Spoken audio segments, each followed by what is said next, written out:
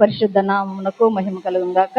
ప్రేమ సంగమా, మరి దేవుడు మరొక దినాన్ని మనకు అనుగ్రహించి మరొక సమయాన్ని మనకు దేవుడు అనుగ్రహించినందుకు దేవునికి నిండైన వందనాలు స్తోత్రాలు చెల్లించుకుంటున్నాం. మరి ఈ దిన మనకై ఏర్పాటు చేసిన వాక్య భాగము పరిశుద్ధ గ్రంథము నుండి సామెతల గ్రంథము 15వ అధ్యాయము 1వ వచనం చదువుకున్నాం. సామెతల గ్రంథము 15వ అధ్యాయము 1వ వచనం, పేజీ నంబర్ 541. మృదువైన మాట క్రోధమును చల్లార్చును, నొప్పించు మాట కోపమును రేపును. మరొకసారి చదువుతున్నాను. మృదువైన మాట క్రోధమును చల్లార్చును, నొప్పించు మాట కోపమును రేపును. దేవుడు తన పరిశుద్ధ వాక్యమును మన వెనుకలో దీవించి ఆశీర్వదించును గాక. మరి చిన్న ప్రార్థన చేసుకొని వాక్య భాగంలోకి వెళ్దాం. మహోన్నతుడ, మహాగణుడ, నిత్య నివాసమైన దేవా, నీ పరిశుద్ధ పాదములకు వందనాలు, స్తుతులు, స్తోత్రాలయ్యా. గడిచిన దినం మొదలుకొని తండ్రి మరొక దినాన్ని మీరు మాకు అనుగ్రహించారు తండ్రి.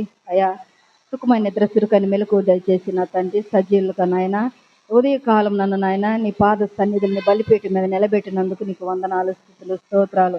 అయ్యా నాలో ఏమీ లేదయ్యా, ఒట్టి పాత్రను, ఖాళీ పాత్రని నీ మహిమతోటి నింపండి అయ్యా, నీ జ్ఞానమును నింపండి, నీ ఆలోచన నింపండి నాయన. అయ్యా ఇదిగో నా తండ్రి, జ్ఞానమును, జ్ఞాపక శక్తిని, ఆలోచన అనుగ్రహించి ఈ జీవము గల మాటలు నా తండ్రి, ఎందుకంటే నీ మాటల్లో జీవం ఉన్నదయ్యా, నీ మాటల్లో సత్యం ఉన్నది నాయన. అవును తండ్రి, నీ మాటల జ్ఞానము కలిగిన మాటలు, దారుల కంటే జుంటు తేనె దారుల కంటే మధురమైన ఈ మాటలు నాయన. అయ్యా నా వల్ల అయితే కాదు నాయన, నాలో ఏమీ లేదు నా తండ్రి, నీ మహిమతో నన్ను నింపి నాయన, నీ నోటి బూరగా మాత్రమే వాడుకోండి. ఈ మాటలన్నిటిని కూడా నీ చేతులకు అప్పచెప్పుకుంటున్నా. నన్ను నీ నోటి బోరగా మాత్రమే వాడుకొని ఉదయకాలమున మా అందరితోటి ఏ మాట ద్వారా మా అందరితోటి మాట్లాడినావో మమ్మల్ని అందరిని ఏ మాట ద్వారా సరి చేయబడాలో, సరి చూసుకోవాలో నా తండ్రి. ఈ జ్ఞానం కలిగిన మాటలు నా ద్వారా మా అందరితోటి మీరే మాట్లాడి నీ నామముకే మహిమ, ఘనత, ప్రభావాలు మీరు మాత్రమే పొందుకోమని యేసయ్య శ్రేష్టమైన నామంలో ఈ మనవులని మిక్కిల వినయంగా బ్రతిమాలి అడిగి వేడుకుంటున్నాను తండ్రి. Amen, amen. ఈ మాటలు మనం చూసినట్లయితే, మనం నిత్యము లేస్తే మనం ఏదో ఒక మాటలు మాట్లాడుకుంటాం కదా. అది మంచి మాట అయినా, చెడు మాట అయినా, లేదంటే దుఃఖమైనా, వేదనైనా, రోదనైనా, ఏదైనా కూడా మనము ఇక్కడి నుంచే వస్తుంది, మన నోటి మాట ద్వారానే వస్తుంది కదా. ఒక్కోసారి మనం ఇతరులతో మాట్లాడినప్పుడు వీడికి ఎందుకు ఎంత దురుసు ఎందుకు అంటాడు, లేదా ఈ భలే జ్ఞానం కలిగి మాట్లాడుతున్నాడు ఆ స్త్రీ, లేకపోతే పురుషుడైనా జ్ఞానం కలిగి మాట్లాడుతున్నాడు, లేదా ఎవరిని పోల్చుకున్నా కూడా మనము ఇక్కడ నిలబడి మాట్లాడినా, పాట పాడినా, ప్రార్థన చేసినా, ఏది చేసినా దేవుని నా మహిమార్థం మనం చేస్తున్నాం కాబట్టి మన నోటి నుంచి వచ్చే మాటే మనకి ఏదైనా తీర్పు అనేది ఉంటుంది. మన నోటి మాట వచ్చే మాట ద్వారానే మనకి తీర్పు ఉంటుంది. మనం అనుకోవచ్చు ఇక్కడ ఏం మాట్లాడినా మనకు చెల్లుద్ది, లేకపోతే ఏముందలే మానవులే కదా, ఎవరి దగ్గర మాట్లాడినా మనం లేము చూడరు కదా, ఈరోజు మాట్లాడి వెళ్ళిపోద్దా మాట అనుకుంటాం. కానీ ఈ మాటకి ఎక్కడుంది లెక్క? పైన లెక్క ఉంది. ఈ మాటకి నువ్వు నేను మాట్లాడే ప్రతి మాటకి పైన లెక్క ఉంది. అది తెలియకే మనం ఏం చేస్తామంటే మన గర్వము, మన అహంకారము కదా, నాశనానికి ముందు ఏమొస్తుందంట? గర్వం నడుస్తుందంట. ఆ గర్వపు మాటలు మనలో నుండి వచ్చేస్తే మనకి ఏ శిక్ష ఉంటుంది? లేదు. మృదువైన మాటలు మనలోంచి బయటకు వస్తే మనకి ఏ శిక్ష ఉంటుంది? ఈ దినమున మన అంశము మన నోటి ద్వారానే తీర్పు. మన నోటి ద్వారానే తీర్పు, మనం మాట్లాడే మాట ద్వారానే తీర్పు. అందుకే అంటున్నాడు ఇక్కడ, మృదువైన మాట అంట క్రోధమును చల్లార్చుదంట. తర్వాత నొప్పించు మాట ఏం చేస్తుందంట? కోపం రేపిస్తుందంట. అరే మాట మనము ఎదుటోళ్ళు కోపంగా ఉన్నప్పుడు మనం మృదువైన మాట మనం మాట్లాడినప్పుడు అదేమైంది? చల్లారిపోద్ది. బుసబుస పొంగి అన్నం పొంగు మీద నీళ్లు జల్లు వెళ్ళిపోద్ది. మనం చల్లకపోతే పొంగుతానే ఉంటుంది. నువ్వు అదే మాట, దేవుని నోట నుంచి వచ్చే ప్రతి మాట వలన మనము బ్రతుకుతామని ఆయన అంటున్నాడు కదా. మనుషుడు రొట్టె వలన కాదు కానీ దేవుని నోట నుంచి వచ్చే ప్రతి మాట వలన నువ్వు నేను బ్రతుకుతున్నావు. ఏ సమయంలో ఏ మాట మాట్లాడాలో, అది మంచి అయినా, చెడైనా, నిందైనా, అవమానమైనా ఆయన ఇస్తేనే నువ్వు నేను మాట్లాడుతున్నావు, ఏ మాట అయినా. అందుకే అంటున్నాడు, ఒక్కని హృదయములోని విచారము దాన్ని కృంగదీస్తుంట. మృదువైన మాట క్రోధము చల్లార్చును, నొప్పించు మాట కోపమును రేపును. అయితే ఒక్కని హృదయములోని విచారము దాన్ని కృంగదేయజను. అయితే దయ్యగల మాట అంట సంతోష పెడతాయంట. నువ్వు దయ్యతోటి మాట్లాడు, దేవుని ప్రేమతోటి నువ్వు ఇతరులతో మాట్లాడు, దేవుని ప్రేమను నువ్వు పొందుకొని ఇతరులతో మాట్లాడు. అది ఆ ప్రేమను వాళ్ళకు పంచు. యేసయ్య ప్రేమను నువ్వు పంచు. నీ నోటి ద్వారా, నీ మాట ద్వారా, నీ హృదయంలోంచి ఏదైతే వస్తుందో, నువ్వు దేవుని కలిగి ఉంటే నా మాటలు వస్తాయి మనకి. దేవుని రుచి చూడని వాళ్ళకి, దేవుని మాటలు మన హృదయములో అన్వయించుకోలేని వాళ్ళకి ఆ మాట రాదు. జ్ఞాపకం పెట్టుకోండి. మనం దేవుని సన్నిధిలో నిరంతరం ఉన్నాం కాబట్టి, ఒకవేళ మన పాపులమైన మనం దేవునికి వ్యతిరేకులుకున్నా కూడా ఒకరోజు కాకపోయినా ఒక రోజున మన మనసు మార్చుకోవాలా, మార్చబడతాం కూడా. ఎందుకంటే ప్రతిదినం ఈ లేఖనం వింటున్నాం కాబట్టి. మనం మార్చబడకపోతే ప్రతిదినం నువ్వు దేవుని సన్నిధికి వచ్చి ఈ మాట వినటం కూడా వ్యర్థమే, పాటలు పాడటం వ్యర్థమే, ప్రార్థన చేయటం వ్యర్థమే, కుర్చీలు వేయటం వ్యర్థమే, చాపలు వేయటం వ్యర్థమే, చిమ్ముట వ్యర్థమే, ఏదైనా దేవుని సేవ వ్యర్థం. అది గుర్తుపెట్టుకోండి. మనుషుల కోసం ఎవరు సేవ చేయొద్దు. నేను ఎప్పుడు చెప్తా, మనుషుల కోసం మనం బ్రతకకూడదు, దేవుని కోసమే మనం బ్రతకాలా. ఆయన నోటి మాట నీకు నాకు ఉండాలా. ఆయన మాట ద్వారా మనం బ్రతుకుతున్నాం. అందుకంటున్నాడు దయగల మాట అంట సంతోషపెట్టునంట. మరి అంటున్నాడు సామెతలని, ఈ యొక్క మరి సొలొమోను మహారాజు 3000 సామెతలు ఈ యొక్క గ్రంథములోనే ఉన్నాయి. అంటున్నాడు తన నోరు కాచుకొనివాడు తను కాపాడుకోనంట, ఊరకొనక మాట్లాడుకున్నవాడు తనకు నాశనం చేస్తాడు. ఎందుకంటే అంటాం కదా, వీడేంద్ర విస్తారంగా మాట్లాడుతున్నాడు, వసపెట్టాలా కదా. మన లోక సామెత వసపెట్టాలి, వీడు మాట్లాడుతున్నాడు ఏంద్రా, నోరు కాచుకోకుండా మాట్లాడుతున్నాడు. వీడికి మంచి చెడు తెలియదా, లోక జ్ఞానము తెలియదా, తల్లిదండ్రులు ఎలా ప్రేమించాలో తెలీదా, బంధువులు ఎలా ప్రేమించాలి, వాళ్ళతో ఎలా మాట్లాడో తెలీదా, స్నేహితులతో ఎలా మాట్లాడో తెలీదా అంటాం మనం. వాడు ఎలాంటి వాడంట, ఊరకొనకంటే అంటే అంటాము, తల్లిదండ్రులు తీసుకొచ్చి సంపాదించుకొచ్చి పెడుతుంటే వాడు ఊరకనే తిని ఊరి మీద పడి తిరిగి మాట్లాడుతూ ఉన్నాడు. వీడికి పని పాట లేదు. కానీ ఆ తల్లిదండ్రులు కష్టపడి ఆ ఆహారం, ఆ భోజనం నీకు ప్లేట్లకు రావాలంటే వాళ్ళు ఎంత కష్టపడాలా. కష్టపడకుండా ఏది రాదు నీకు నాకు. ఆ భోజనాన్ని వ్యర్థం చేసుకుంటున్నావు.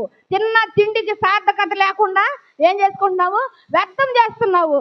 తల్లిదండ్రులు ప్రయోజకుడిని చేయాలని నువ్వు అంటుంటే నువ్వేమంటున్నావు, వాళ్ళు సంపాదించిన ఆహారము తిని వ్యర్థమైన జీవితం జీవిస్తూ ఉన్నావు.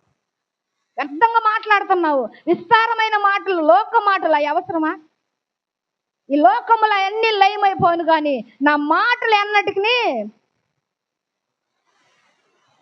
కాబట్టి ఆయన మాటలు మనం తీసుకోవాలి, ఓరకొనకు మాట్లాడుకోకూడదు.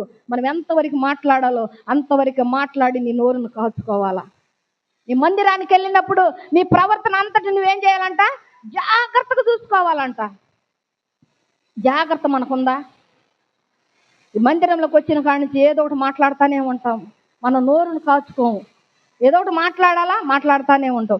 అది సందర్భం మాటలు కాదు. ఇక్కడికి వచ్చిన తర్వాత ఏ సందర్భం ఉండాలా, దేవుని మాటలను బట్టే మనకు సందర్భం ఉండాలా, దేవుని ఆలోచనలను బట్టే మనం నడవాలా. దేవుని తలంపులు, నువ్వు పాటలు కానీ, ప్రార్థన కానీ, వాక్యం కానీ, ఇక్కడ దేవుని సన్నిధిని నువ్వు గుర్తెరగాల. నీవు కానీ నేను కానీ మన ప్రవర్తన జాగ్రత్తగా పెట్టుకోవాలా.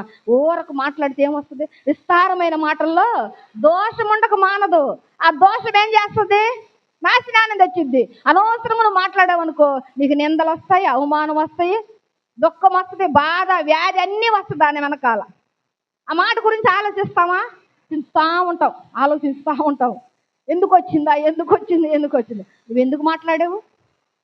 నువ్వు మాట్లాడుకుని ఉంటే రాదు కదా.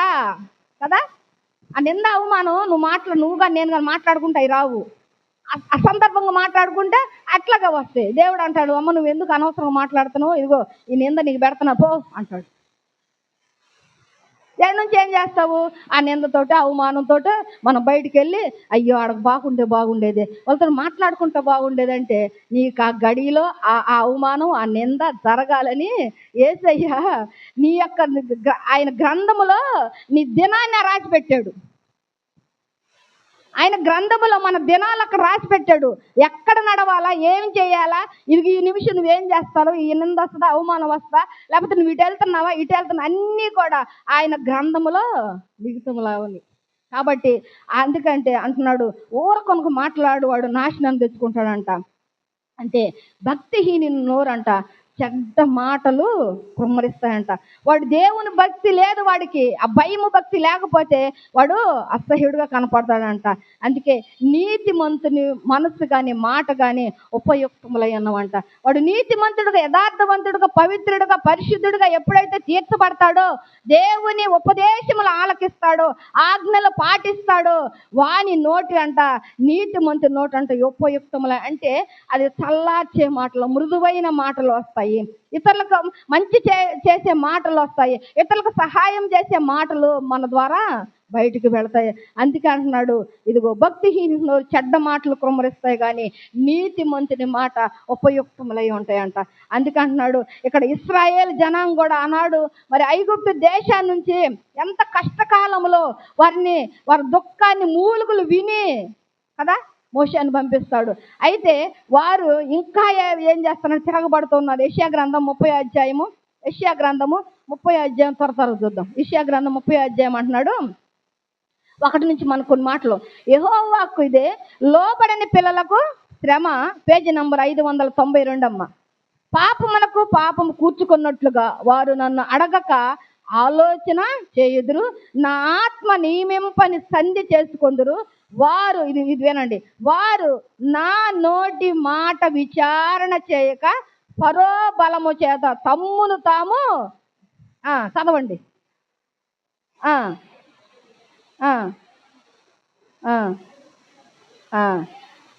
చూడండి, ఆపండి. ఇంకా ఏం చేస్తానంట, ఆయన నోటి మాట తీసుకోవట్లేదంట కదా, ఆయన నోటి మాట తీసుకోవట్లేదు, ఆయన దగ్గర విచారణ చేయట్లేదు. అయ్యా మా నోట్లోంచి మాట ఇది వస్తుందయ్యా, ఇది మంచా చెడా ప్రభు అని ఆయనకు ప్రార్థన చేయట్లేదు. ఎవరు నమ్ముకున్నారు? లోకములో ఉన్న బలవంతుడు ఎవరంట? ఫరోను. ఈ లోకములో బలవంతుడు కావచ్చు, అందరికంటే బలవంతుడు ఎవరు? మన యేసయ్య. ఎవరు నమ్ముకోవాలి? మనము యేసయ్యను నమ్ముకోవాలా. వీళ్ళు ఏం చేస్తున్నారంటే నిన్న శ్రమల నుంచి విడిపించుకొస్తే నువ్వేం చేస్తున్నావు? ఇంకా ఎవరు? లోకం వైపు చూస్తున్నావు, ఐగుప్తు దాస్యం వైపు చూస్తున్నావు. నీ కట్లు తెంపి వేస్తే నిన్ను ఇక్కట్ల నుంచి విడిపించి, ఇదిగో నువ్వేదైతే ప్రార్థన చేసావో నీ నోటి మాట ప్రార్థన ఆయన ఆలకించి నిన్ను బయటికి తీసుకొస్తే నువ్వు ఇంకా ఏం చేస్తున్నావు? వెనక ఐగుప్తు దాస్యాన్ని మళ్ళీ ఏం చేస్తున్నావు? మళ్ళీ వెతుక్కుంటూ ఉన్నావు. ఎవరు బలమని నమ్ముకున్నావు? ఫరో బలాన్ని నమ్ముకున్నారంటే ఇశ్రాయేలీలు. దేవుని బలము నమ్ముకోవాలా, దేవుణ్ణి ఆశ్రయించలా, దేవుని మాటను వినలేదు, దేవుని మాటను నమ్ముకోలేదు. తీర్పు ఏమైంది వాళ్ళకి? ఆ 40 సంవత్సరాల అరణ్యంలో ఏమయ్యారు? ఎవరిని నమ్ముకుంటే ఈ ఉదయకాలం నిన్ను నన్ను కూడా హెచ్చరిస్తున్నాడు. వాళ్ళకే కాదు, ఈ మాటలు మనకే, బ్రతికి ఉన్న సజీవులుగా ఉన్న మనకి, వినే మనకే. మనం ఎవరిని ఆశ్రయిస్తున్నాము? ఇతరులను ఆశ్రయిస్తున్నావా? వాళ్ళ బలమును చూసి, బలగమును చూసి, డబ్బును, హోదాను చూసి నువ్వు వారిని ప్రేమిస్తున్నావా? వారి మాట నువ్వు వింటున్నావా? కానీ ఇక్కడ అంటున్నాడు ఇశ్రాయేలును, వారు నా మాట వినట్లేదు, నా నోటి మాటను వారు విచారణ చేయకున్నారు. నా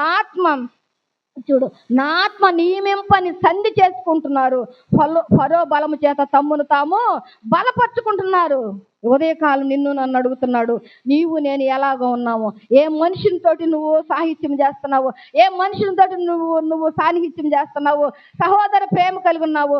లోకములో ఉన్నదంతా నేత్రాశ, జీవపడము, శరీరాశ అయితే ఇవన్నిటికి నువ్వు లోనయ్యి, ఇదిగో ఇశ్రాయేలులాగా ఫరో బలమును, ఇదిగో వాళ్ళని ఇతరుల బలం నమ్ముకొని ఉంటున్నావా? వాళ్ళని చూసి నువ్వు ప్రార్థనకు వస్తున్నావా? లేకపోతే వాళ్ళ కొరకు నువ్వు సేవ చేస్తున్నావా? ఒక్కసారి ఆత్మ పరిశీలన చేసుకోవాల్సిన వారమై ఉన్నాం. ఎందుకంటే ఆయన బలము కింద ఎవరి బలము చాలదు, నువ్వు నేనంత. ఆయన ఏమన్నాడు? పిచ్చుకుల కంటే శ్రేష్ఠులు గారా, వాటిని పోషించిన దేవుణ్ణి మిమ్మల్ని పోషించలేనా? అవి విత్తవు, కోయవు, పంట కూర్చుకొనవు, ఏది తెచ్చుకోలేవు, అయినా వాటిని పోషిస్తున్నానా? నీకు నేను బ్రతికించాను, పరిశుద్ధమైన మట్టితోటి నా స్వరూపం ముందు నా పోలికతో మిమ్మల్ని తయారు చేసుకున్నాను, మిమ్మల్ని నేను పోషిస్తున్నా, కూడు గుడ్డ అన్నీ మీకు ఇస్తున్నాను. ఈట్లేదా? మనం తినట్లేదా? పస్తులు ఉంటున్నావా? ఏదో ఒకటి తింటున్నావా? ఇది కూడా లేని వాళ్ళు ఎంతమంది ఉన్నారో వాళ్ళ కొరకు మనం ప్రార్థన చేయాలా. అద్దిల్లైన మనకి ఇచ్చాడు, అవి కూడా లేని వారు ఎంతో మంది ఉన్నారు, దయనీయ పరిస్థితుల్లో ఉన్నారు. హోములో చూస్తున్నాము, అనాథాశ్రయంలో చూస్తున్నాము, కన్నీళ్ళు కారిపోతున్నావు ఆ దంపతులను చూస్తుంటే. ఆస్తులు, కోట్ల ఆస్తులు, వారు కోట్ల ఆస్తులు, వారు ఎవరిని నమ్ముకున్నారు? లోకమును నమ్ముకొని కోట్ల ఆస్తులు సంపాదించుకున్నారు. కానీ మనము ఏమీ లేకపోయినా యేసయ్య నమ్ముకొని కోట్లకు అధిపతులుగా, రాజులుగా, యాజకులుగా, పరిశుద్ధ జనంగా, సొత్తైన ప్రజలుగా మనం ఉన్నాం దేవునికి. ఎవరు గొప్పవాళ్ళు? కోట్లు సంపాదించిన వాళ్ళు గొప్పవాళ్ళ? దేవుడే మనకు కోట్లు కలిగిన, ఆస్తి కలిగిన దేవుడే మనకున్నప్పుడు మనం గొప్పవారువా? మనమే గొప్పవారం. వాళ్ళు కోట్లు ఇచ్చి, కుమారులకు ఇచ్చి, స్వాస్థ్యాన్ని ఇచ్చి వాళ్ళు ఏం చేస్తున్నారు? ఆ కోట్లకు ఆశపడి, లోకాశలకు ఆశపడి అన్న తల్లిదండ్రులను తీసుకెళ్ళి నడి రోడ్ల మీద పడుతున్నారు, కొడుతున్నారు. కానీ దేవుడు మనకిచ్చాడు కాబట్టి మన నోటి మాట ఎలా ఉండాలో మనం చూద్దాం. పరిశుద్ధ గ్రంథములో ఈ రీతిగా కొంతమందిని చూద్దాం. అష్షూరు రాజు అయితే మరి యెషయా గ్రంథం 37 అధ్యాయము, ఇక్కడే పక్కనే చూడండి, 37 అధ్యాయంలో చూద్దాము. అష్షూరు రాజు అంటున్నాడు, ఇదిగో తన్నుకు తానే దేవుడని హెచ్చించుకుంటున్నాడు. దేవుడు ఎవరు? ఇశ్రాయేలు దేవుడు ఎవరు? దావీదు కుమారుడు ఎవరు? ఇశ్రాయేలు ఎవరు? దేవుడు ఎవరు? నేనే దేవుణ్ణి, నేనే అన్ని, స్వాస్థ్యము నాదే. ఇక్కడ అంటున్నాడు చూడండి, 37 అధ్యాయంలో 21 వచనం అంటున్నాడు, అంతటా ఆమోజు కుమారుడన్న యెషయా యొద్దకు పోయి ఈ వర్తమానం పంపెను. ఇశ్రాయేలు దేవుడగు యెహోవా సెలవిచ్చినదేమనగా, అష్షూరు రాజైన సన్హెరీబు విషయమందు నీవు నా ఎదుట ప్రార్థన చేసితివయ్యా. ఎవరు? యెషయా.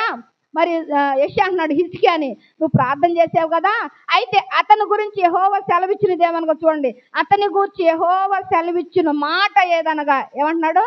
అతని గురించి యెహోవా సెలవిచ్చిన మాట, అది గుర్తుపెట్టుకోండి. సెలవిచ్చిన మాట ఏదనగా, సియోను కుమారి అయిన కన్యక నిన్ను దూషణ చేస్తున్నది, ఆమె నిన్ను అపహాస్యము చేస్తున్నది, యెరూషలేము కుమారి నిన్ను చూచి తల ఊచుతున్నది. చూడండి ఇక్కడ 23, నీవు ఎవరిని తిరస్కరించితివి? ఎవరిని దూషించితివి? నీవు గర్వించి ఎవరిని భయపెట్టితివి? ఇశ్రాయేలీల పరిశుద్ధ దేవుణ్ణే కదా. నీ దూతల చేత యెహోవాను తిరస్కరించి నీవు ఇలాగ పలికితివి.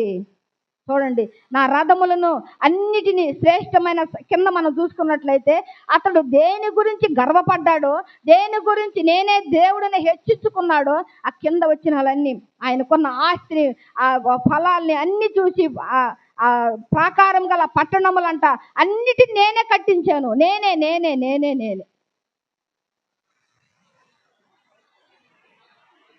ఈరోజు నువ్వు కూడా అదే అంటున్నావా? నాదే, నేదే, ఇల్లు నాదే, వాకిల్ నాదే, డబ్బు నాదే, కారు నాదే, బంగ్లా నాదే, అన్ని నాయే, నేనే నేనే. ఎక్కడి నుంచి వచ్చిందా నేనే అనే మాట? అది అహంకారం మాట కదా, గర్వపు మాట కదా. అయితే ఇక్కడ కూడా అష్షూరు రాజు అలాగే పొంగిపోయాడు. నేనే రాజుని అంటున్నాడు. ఇదిగో ఈ ఆస్తి అన్ని కూడా నేనే, ఇదిగో నా రథముల సముదాయంతో నేను పర్వత శిఖరముల మీదకి, లెబానోను పార్శ్వములను ఎక్కి ఉన్నాను, ఎత్తుగల దాని దేవదారు వృక్షములను, శ్రేష్టమైన సరళ వృక్షమును నరికివేయి ఉన్నాను. కానీ అన్ని అంటాడు, కర్మేలు ఫలవంతములకు క్షేత్రమైన అడవిలోనికి ప్రవేశిస్తున్నాను, నేనే నీళ్లు త్రవ్వి పానము చేస్తున్నాను, నా అరికాలి చేత నేను దిట్టమైన స్థలమును, నదులన్నిటి నేనే పారజేస్తున్నాను, నేనే పూర్వమందే దీన్ని కలుగు చేసి తిని, పురాతన కాలం మంది దీన్ని నిర్ణయించి తిని, నీకు వినబడలేదా? ఎన్ని నేను చేశాను, నీకు వినపట్లేదా? నేనే రాజును, నేనే అన్ని అని నువ్వు హెచ్చించుకుంటున్నావే. అందుకే అష్షూరు మరణం ఎలాగా ఉందంటే, తన కుమారుల చేతే చంపబడ్డాడు. గర్వించాడు, తన కుమారుల చేతే చంపబడ్డాడు. ఎలా చంపబడ్డాడు? అక్కడ 37 చూడండి, 37 అష్షూరు రాజైన సన్హెరీబు తిరిగిపోయి నినివే పట్టణంకు వచ్చి నివసించిన తర్వాత అతడు నిస్రోకాను తన దేవత మందిరమందు మ్రొక్కుచుండగా అతని కుమారులైన ఎవరు? అద్రమెల్కును షెరేజరును ఖడ్గముతో అతన్ని చంపి అరారాతు దేశంలోకి తప్పించుకొని పోయిరి. అప్పుడు అతని కుమారుడైన ఎసర్హాదోను అతనికి మారుగా రాజయ్యాడు. ఎట్లా వచ్చిన మరణము? తన కుమారుల చేతే.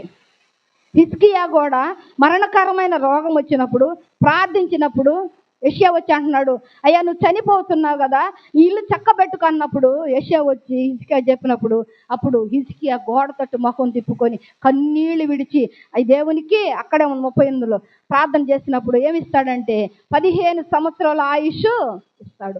ఆయుష్ ఇచ్చిన తర్వాత హిజ్కియా ఏం చేస్తాడంటే గర్వపడ్డాడు. తన శత్రు రాజైన అతను వచ్చినప్పుడు తన ధనాగారములో ఉన్న మొత్తము డబ్బు బంగారం అంతా కూడా మొత్తం అతనికి ఆ శత్రువును ప్రేమించద్దు. శత్రువు అతని ద్వారా ఎన్నో నువ్వు అపజయాలు పొందుకున్నావు. ఆ శత్రువును నువ్వు ప్రేమించి దేవునికి వ్యతిరేకంగా మొత్తం తన ధనాగారాన్ని అంతా చూపించినప్పుడు 39:1 చూద్దాం. చూడండి, ఇక్కడ 39:1 నుంచి మనము 7 దాకా చూసినట్లయితే ఇక్కడ మనకు చెప్పబడుతుంది వాక్యం. మీరు చదువుకోండి, మనకు సమయం లేదు. ఆ కాలమందు బబులోను రాజును బలాదాను కుమారుడైన మెరోదక్బలాదాను హిజ్కియా రోగి అయి బాగుపడిన సంగతి విని పత్రికలను కానుకలు అతని యొద్దకు పంపింపగా ఆ హిజ్కియా దూతలు వచ్చిన మాటని వారిని లోపలికి రప్పించి తన ఇంటనేమి రాజ్యమందేమి కలిగిన సమస్త వస్తువులలో దేనిని మరుగు చేయక తన పదార్థములు గల కొట్టును వెండి బంగారములు గల గంధవర్ణములను పరిమళ తైలమును ఆయుధశాలను తన పదార్థములలోనున్న సమస్తమును వారికి చూపించాడు. పిమ్మట ప్రవక్త అయిన యెషయా రాజుని హిజ్కియా వద్దకు వచ్చి ఆ మనుషులు ఏమనిరి, నీ యొద్దకు ఎక్కడి నుండి వచ్చిరి ఆయన అడుగుగా హిజ్కియా అంటున్నాడు, బబులోను దూరదేశం నుండి వారు వచ్చి ఉన్నారని చెప్పాను. నీ ఇంట వారు ఏమి చూచిరని అడుగగా హిజ్కియా, నా పదార్థములు నేను మరుగు చేయక నా ఇంటనున్న సమస్తము నేను వారికి చూపించి ఉన్నానన్న అంతటి హిజ్కియా తిట్లని యెహోవా సెలవిచ్చిన మాట వినుము. రాబో దినములు ఏమీ మిగలకుండా నీ ఇంటనున్న సమస్తమును నేటి వరకు నీ పితరులకు సమకూర్చి దాచిపెట్టినదంతయను బబులోను పట్టణమునకు ఎత్తుకొని పోవుదురు. సైన్యములకు అతిపెద్దగా యెహోవా సెలవిస్తున్నాడు. మళ్ళీ ఏమంటున్నాడు తెలుసా? 7వ వచనంలో అంటున్నాడు, మరియు అదే కాదు, నీ గర్భమందు పుట్టిన నీ పుత్ర సంతును బబులోను రాజు నగరం మందు చూడండి, తండ్రి చేసిన ఒక్క మాట, దేవుని మాట విననందుకు తండ్రి చేసిన పాపానికి ఎవరికి శిక్ష వచ్చింది? ఇక్కడ కుమారులు. ఎంత గొప్ప మాటలండి దేవుని మాటలు. మన నోటి ద్వారానే మనము పాపులుగా తీర్చబడతాం, నీతిమంతులుగా తీర్చబడతాం. మత్తయి సువార్త 12:36-37 వచనాల నుంచి చదువుకోవచ్చు. మన నోటి మాట ద్వారానే నీతిమంతులుగా తీర్చబడతాము. మన నోటి మాట ద్వారానే అపరాధులుగా తీర్చబడతాం. మన నోరే మనకి శాపమైన, పాపమైన, నిందైన, అవమానమైన, దుఃఖమైన, మంచైన, చెడైన ఈ నోటి మాట ద్వారానే, ఈ నాలుక ద్వారానే మనం మాట్లాడతాం. నాలుకని గురించి యాకోబు పత్రికలో ఉంది, అది మరి ఇంకోసారి చూద్దాం. ఎలాగంటే చూడండి, ఎందుకంటే ఈ రీతిగా రాజులు అనేక మంది ఉన్నారు. అలాగే నాబాలును చూస్తే మనకు తెలుసు. నాబాలు ఎంతో గర్వం వాడు. అయితే ఆ నాబాలుకి ఏం శిక్ష వచ్చింది? 2వ రాజుల గ్రంథము 25వ అధ్యాయము, 2వ రాజుల గ్రంథము 25వ అధ్యాయము. పాపము మరి దావీదు అంటున్నాడు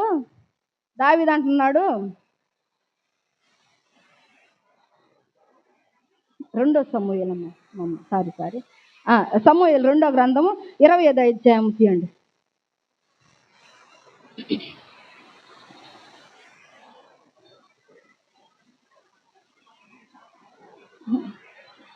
ఉందమ్మా, మొదటి సమూయేలు గ్రంథము 25వ అధ్యాయము ఇక్కడ 10వ వచనంలో చూస్తే నాబాలు మాట్లాడుతున్నాడు. 25:10 అమ్మ. మొదటి సమూయేలు గ్రంథము 25వ అధ్యాయం 10వ వచనం, పేజీ నంబర్ 246. 10వ వచనంలో అంటున్నాడు నాబాలు మాటలు చూద్దాం. నాబాలు అంటున్నాడు, దావీదెవడు, యెషయా కుమారుడెవడు, తమ యజమానులను విడిచి పారిపోయిన దాసులు ఇప్పుడు అనేకులు ఉన్నారు. నేను సంపాదించుకొని అన్నపానములు, నా గొర్రెల బొచ్చు కత్తిరించు వారి కొరకు నేను వధించిన పశు మాంసమును తీసి నేను బొత్తిగా ఎరగని వారికి ఇస్తున్నా అని దావీదు దాసులతో చెప్పారు. ఈ పైన చూస్తే మనము మరి దావీదు తన కుమారుడైన అబ్షాలోము అలాగే సౌలు రాజు తరుగుతున్నప్పుడు, ఆ కొండల లోయల్లో ఉన్నప్పుడు, అరణ్యంలో ఉన్నప్పుడు కూడా ఆయన నివసించేటప్పుడు ఈ యొక్క నాబాలు మనుషులు గొర్రెలు కాసుకోవడానికి వెళ్ళినప్పుడు వారికి కంచిగా వీళ్ళు ఉంటారు, వాళ్ళని పోషిస్తాడు. వాళ్ళ జంతువులకి, గొర్రెలకి, వాటన్నిటికీ కూడా మరి సింహాల నుంచి, వాటి ఆపద నుంచి కాపాడి వాళ్ళని పోషిస్తాడు తినటానికి, తాగటానికి. అది మనసులో పెట్టుకొని తను చేసిన ఉపకారానికి ప్రత్యుపకారం చేస్తాడేమని తన దాసులను పంపించాడు. అయ్యా పలానా రాజు వచ్చాడు, వాళ్ళ మనుషులు దిగారు, వాళ్ళకి ఏమైనా తినటానికి ఆహారము మరి మీరు ఇస్తారని చెప్పి తన దాసులను పంపించినప్పుడు నాబాలు అంటున్న మాటలు ఇవి.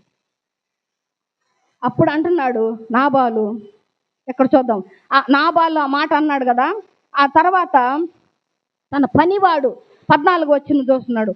పనివాడు ఒకడు నాబాలు భార్య అబీగయలుతో ఇట్లా, అమ్మ దావీదు అరణ్యముల నుండి మన యజమానుని కుశల ప్రశ్నలు అడుగుటక దూతలను పంపగా అతడు వారితో కఠినముగా మాట్లాడాడు. అయితే ఆ మనుషులు మాకెంతో ఉపకారం చేసి ఉన్నారు.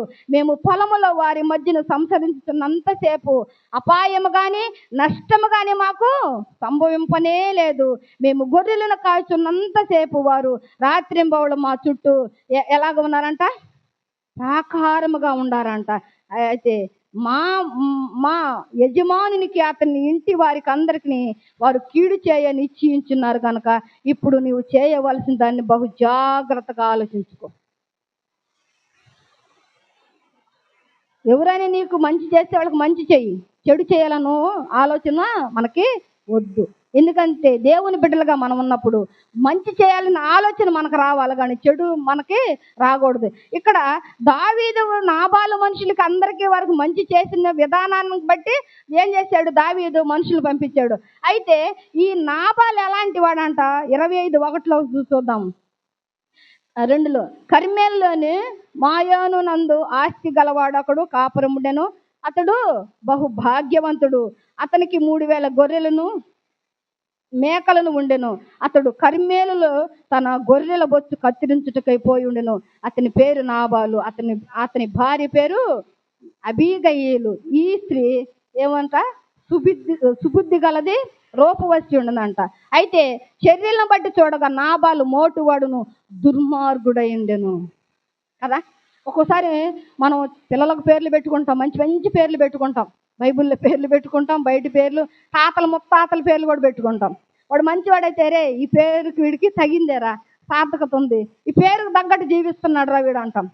లేదనుకో, అరే వీడికి ఈ పేరు పెట్టకుండా ఉండాల్సిందిరా, పేరు పెట్టి తప్పు చేసాము, పేరుకు తగ్గట్టు వాడి ప్రవర్తన లేదు, వాడి మనస్సు లేదు, వాడి మాట లేదు, అప్పుడు పశ్చాత్తాపడతాం.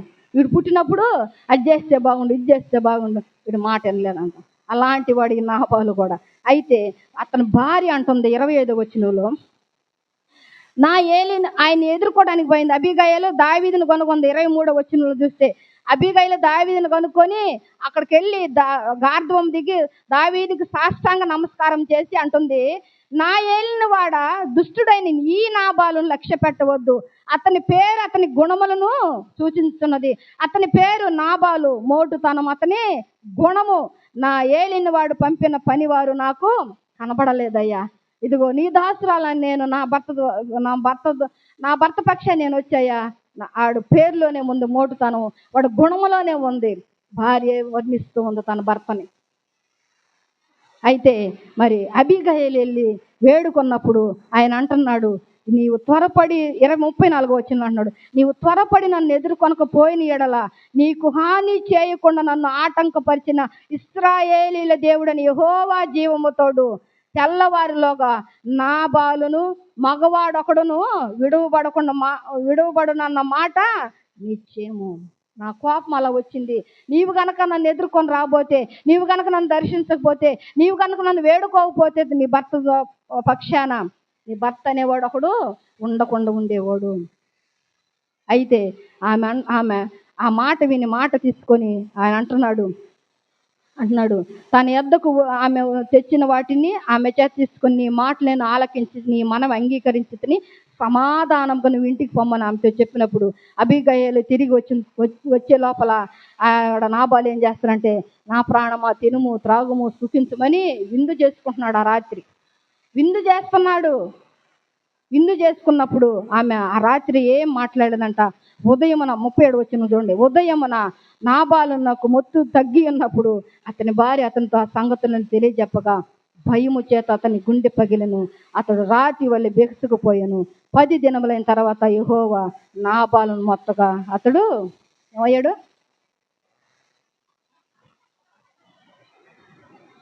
చూడండి, గర్వము, అహంకారము.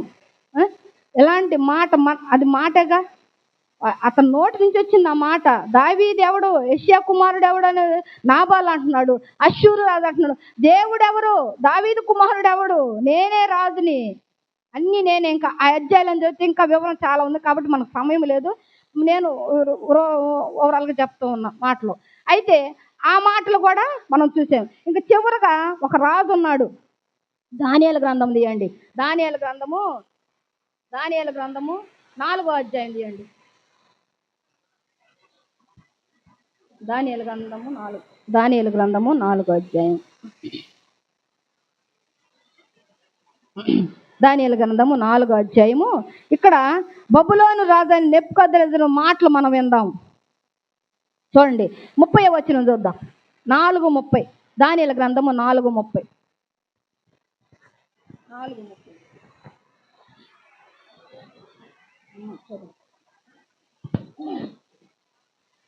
రాజు బబులోనును, ఈ మహా విశాల పట్టణము నా బల అధికారమును నా ప్రభావ ఘనతను కనపరచుటకై నా రాజధాని నగరముగా నేను కట్టించినది కాదా అని తనలో తాను అనుకుంటున్నాడు. ఏమంటున్నాడు?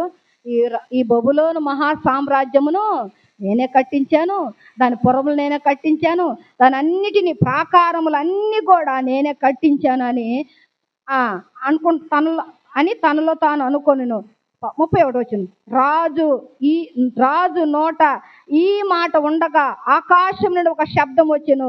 ఏదనగా, రాజగు నెబుకద్నెజరు, ఇదే నీకు ప్రకటన. నీ రాజ్యము నీ యొద్ద నుండి తొలగిపోయేను, తమ యొద్ద నుండి మనుషులు నిన్ను తరిమెదరు.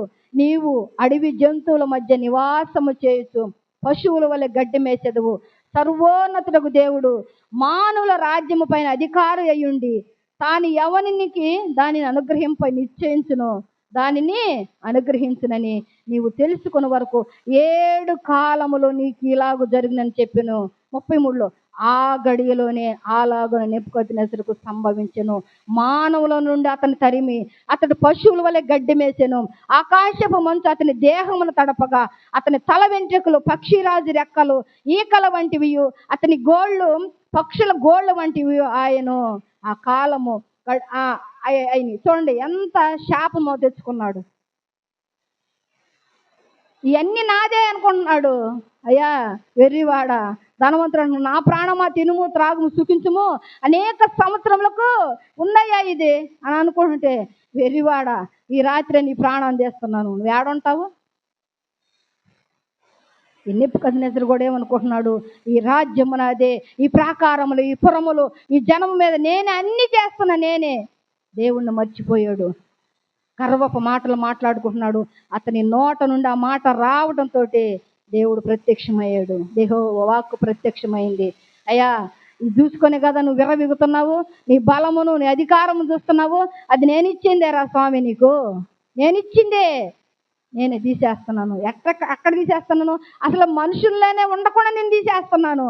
అడవిలో జీవిస్తావు 7 కాలములు, నీ రాజ్యం నీకు విభాజింపబడుద్ది, నువ్వు పక్షి వలె ఉంటావు, మంచులో నువ్వు తడుస్తావు, ఆహారం బయట గడ్డి మేస్తావు.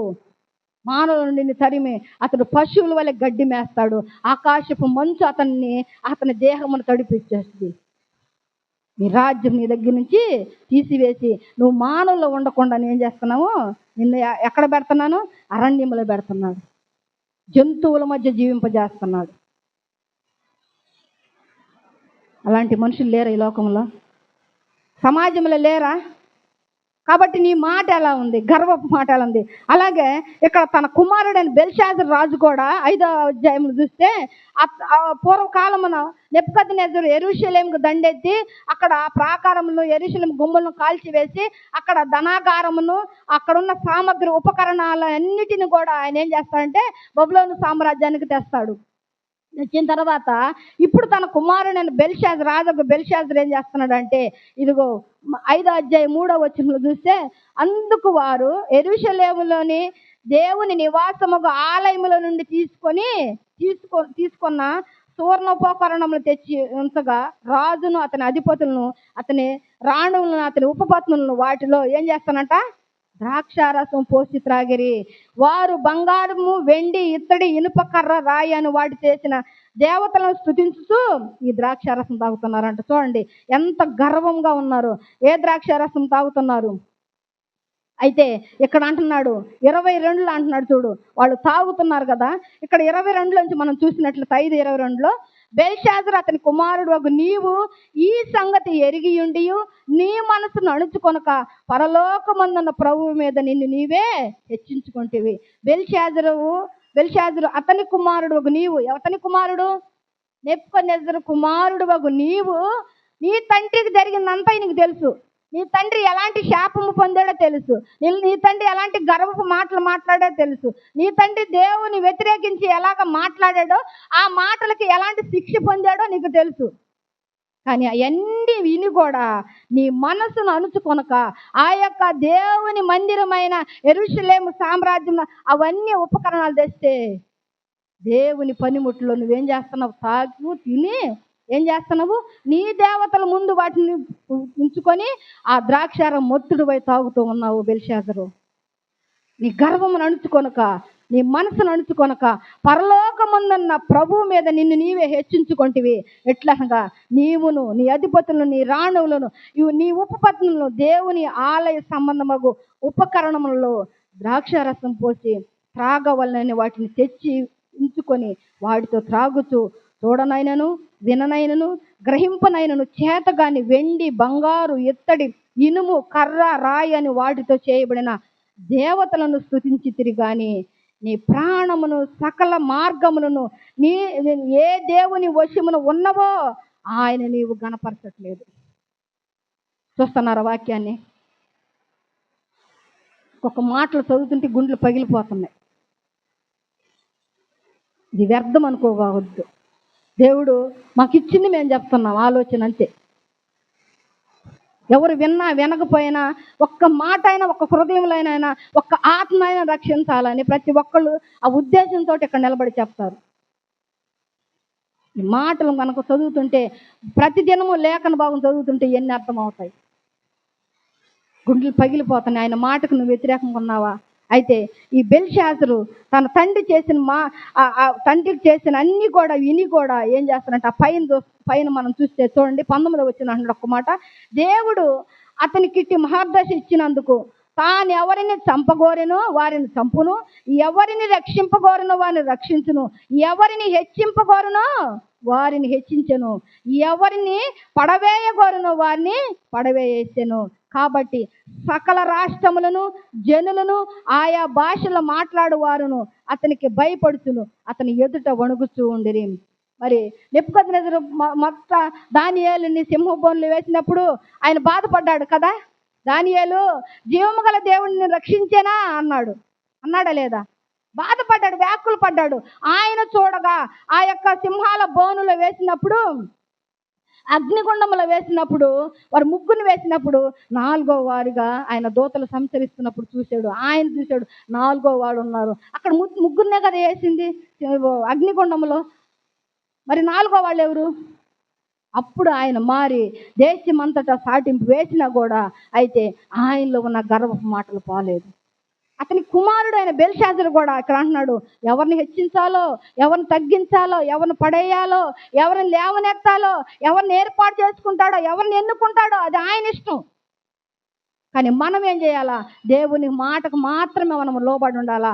అందుకే ఇక్కడ బెల్షాజరు హెచ్చించుకున్నాడు కాబట్టి, ఇదిగో దేవునితోటి చెలగాడమాడుతున్నాడు, తనకు తానే హెచ్చించుకున్నాడు కాబట్టి తన మరణమును చూడండి.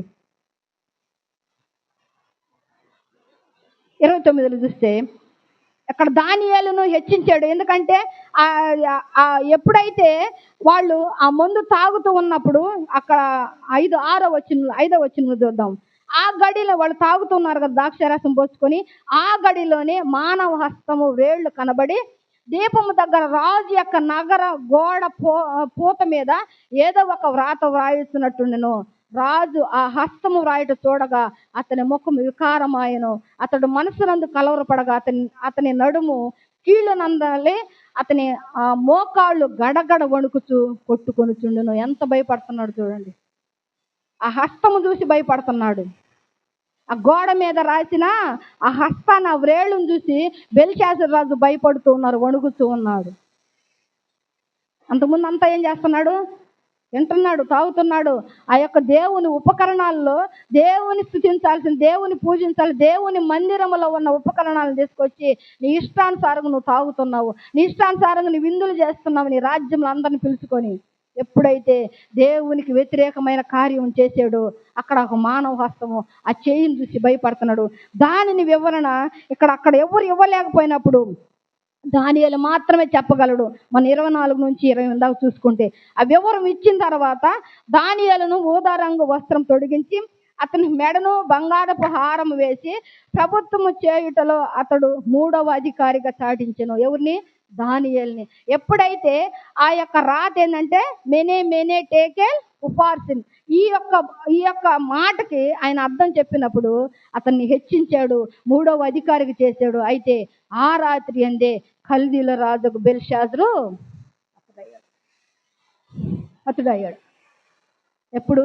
దేవునికి వ్యతిరేకంగా నువ్వు ఎప్పుడున్నావో నీ మరణం హఠాత్తుగా వస్తుంది.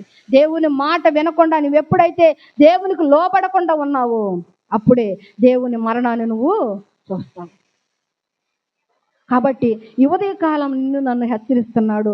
ఇదిగో నాబాలును చూసాము, నెబుకద్నెజరును చూసాము, అలాగే బెల్షాజరును చూసాము, అలాగే ఇంకొక వ్యక్తి ఎవరున్నారు ఇక్కడ? అష్షూరు రాజును చూసాము, హిజ్కియా రాజును చూసాము, ధనవంతుడిని చూసాము. వీళ్ళ మరణాలు ఎలా ఉన్నాయి ఇంకా మనం చూస్తే పరిశుద్ధ గ్రంథంలో ఇంకా ఉన్నది. కాబట్టి మన నోటి మాట ద్వారా మనం నీతిమంతులకు తీర్చబడతాము, అపరాధులకు తీర్చబడతాము. ఈ ఉదయ కాలం నిన్ను నన్ను హెచ్చరిస్తున్నాడు.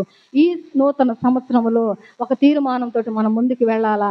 మన నోటి మాటలు, మన ప్రవర్తన, మన ఆలోచనలు కూడా దేవునికి ఇష్టమైనగా ఉంటే ఇదిగో ఇలాంటి మరణాలు మనకి సంభవించవు. ఒక మనిషి చనిపోయిన తర్వాత కొంతమంది అంటారు, మేము చనిపోయిన తర్వాత ఎడకపోతాంలే, మేము చూస్తున్నాము. కానీ మన నిరీక్షణ ఏంది? మనం ఆయన రాజ్యంలో చేరాలని. ఆయన రాజ్యంలో చేరాలంటే మన నోటి మాట ఎలా ఉంది, మన హృదయ ఆలోచన ఎలా ఉన్నాయి, ఆత్మ పరిశీలన చేసుకోవడానికి దేవుడు మనకి ఒక సమయాన్ని ఇచ్చాడు. కాబట్టి మనం నోరు కాచుకొని మంచి వారి వల్లే ఉండుటకు, నీతిమంతుల వల్లే ఉండాలని ఉపయుక్తమైన మాటలే మనం, దయగల మాటలు, ప్రేమగల మాటలు రావాలి. కానీ కఠిన మాటలు, గర్వపు మాటలు వస్తే ఇలాంటి మరణాలు మనం పొందుకుంటామని దేవుడు ఉదయకాలం నిన్ను నన్ను హెచ్చరిస్తున్నాడు. దేవుడి కొద్ది మాటలు దీవించి ఆశీర్వదించిన గాక. చిన్న ప్రార్థన చేసుకున్నాం.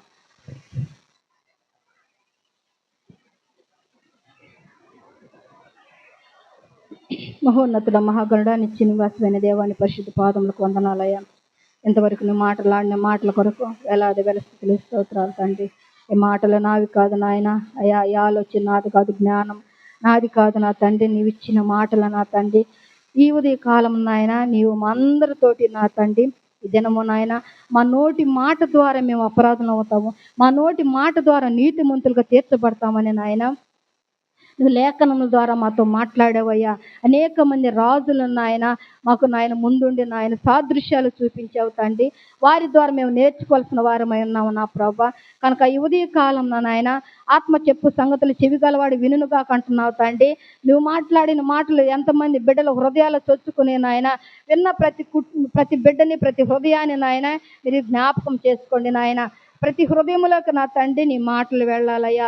నీ జీవము గల మాటలు నా ప్రభా అయ్యా. నీ మాటలో జీవం ఉన్నదయ్యా, నీ మాటలో శక్తి ఉన్నదయ్యా, నీ మాటలో జీవం ఉన్నదయ్యా తండ్రి. నీకు వందనాలు. ప్రతి హృదయాన్ని మీరు జ్ఞాపకం చేసుకోండి. ఈ శబ్ద యంత్రం ద్వారా ఎంతమంది బిడ్డలు వింటున్నారు ప్రభా, అట్టి బిడ్డలు కూడా మీరు జ్ఞాపకం చేసుకోమని ఈ ఉదయ కాలమున నా తండ్రి ఇట్టి శ్రేష్టమైన సమయాన్ని మీరు నాకు ఇచ్చిన ఆయన నన్ను నీ పక్షముగా నిలబెట్టి నా ద్వారా నువ్వు మాట్లాడి నీ నామునికే మహిమ ఘనత ప్రభావం పొందినందుకు అయ్యా నీకే వందనాలు స్తోత్రాలు చెల్లించుకుంటూ దిన దేవులతో దిన ఆశీర్వాదాలతో నింపి పంపమని యేసయ్య నామములో ఈ మనలో మిక్కిలి వినయంగా బ్రతిమాలు అడిగి వేడుకొని పొందుకుని నామ తండ్రి, ఆమేన్. పరలోకమందున్న మా తండ్రి, ఈ రాజ్యం వచ్చిన గాక, నీ చిత్తం పరలోకమందు ఎలాగ అలాగే భూమి మీద నెరవేరును గాక. మాకు కావలసిన ఆహారం నేడు మాకు దయచేయము. మానవుస్తులు మేము క్షమించిన ప్రకారం మరణను క్షమించు. మమ్మల్ని శోధనలో తేక కీడును తప్పించు. ఎందుకంటే రాజ్యమును, బలమును, మహిమ నిరంతరం నీవైనావు తండ్రి. ఆమేన్. నా ప్రాణమా యెహోవాను సన్నిధించుము, నా అంతరంగమున్న సమస్తమైన పరిశుద్ధ నామమును సన్నిధించుము. నా ప్రాణమా యెహోవాను సన్నిధించుము, ఆయన చేసిన ఉపకారములలో దేనిని మరువకము. ఆమేన్. ఆమేన్. ఆమేన్. మీ అందరికీ